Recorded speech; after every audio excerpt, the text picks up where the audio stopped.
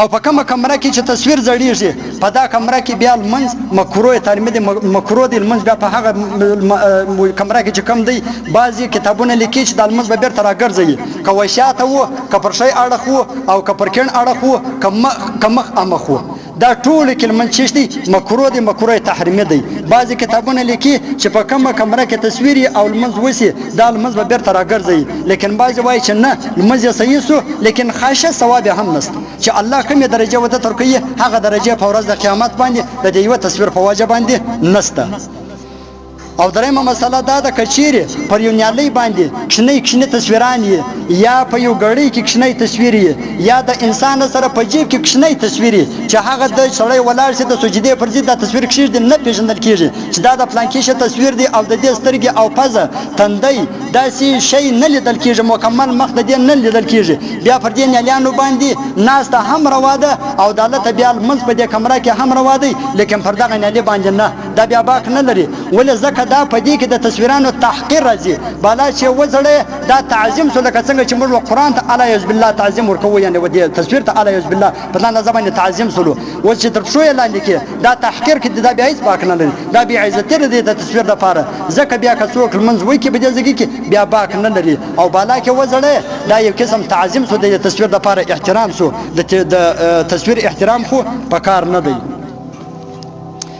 او څلورمه مسله چې په کومه کوټه کې په کوم بیټه کې په کومه کمره کې ټي وي اوس که چیرې دا ټي وي چالو وي که څه هم یو سایډ دی او دی مخ ته لمونځ کوي ټي وي وشاته چالو وي دا د تصویر حکم لري لهذا په دغه کمره کې بیا لمونځ مکروه تحریمي دی او که چیرې ټي وي مړه وه بنده وه یعنې چالو نه وه بیا په دا ځای کې لمونځ بلا کراهته جایز دی مکروه هم نه دی بیا باک نه لري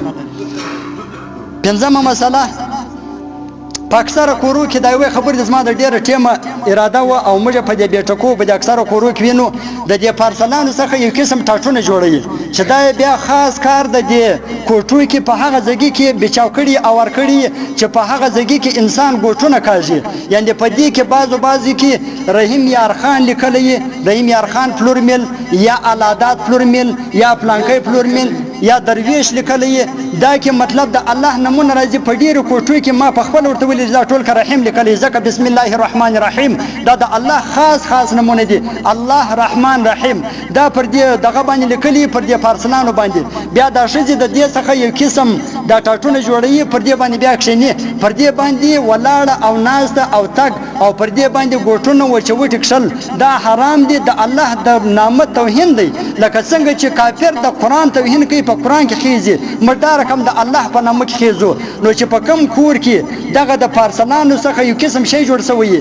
دا د بالا استعمال کې لاندې دی نه استعمالوي مطلب یو قسم برنډه ده برنډه کې خالي پلران دي پر دې باندې اوار کې د ځان دپاره سایه په جوړوی سي لاندې د ګوټو دپاره نسي استعمالوي د ګوټو دپاره دا شی حرام دی ناروا دی د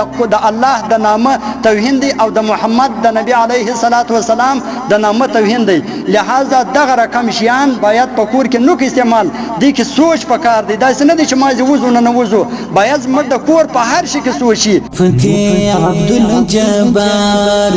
مفتي عبدالجبار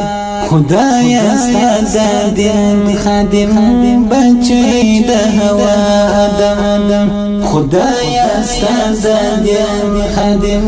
بچی د هوا ادم